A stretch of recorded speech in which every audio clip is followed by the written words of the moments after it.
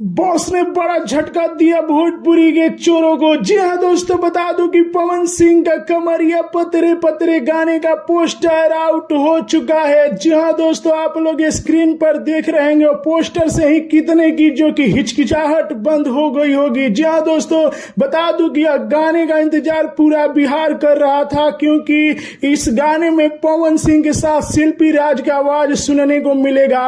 और जब भी भोजपुरी की यह जोड़ी आती है वह गाना ब्लास्ट कर जाता है, और यह गाना तो पहले ही ब्लास्ट हो चुका है, क्योंकि दोस्तों बता दूं कि इस गाने का अक्षरा सिंह भी गाई है जैसा कि माना जा रहा है। वहीं पर एक भोजपुरी के सिंगर टुनटुन यादव पर भी आरोप लगा है। जी हाँ दोस्तों, की कमरिया पतरे पतरे पवन सिंह के इस गाने को गाया गया है, लेकिन पूरा भोजपुरी दर्शक एक ही आदमी का इंतजार कर रहे थे, वह है पवन सिंह। तो फाइनली पोस्टर आप लोग स्क्रीन पर देख रहे होंगे।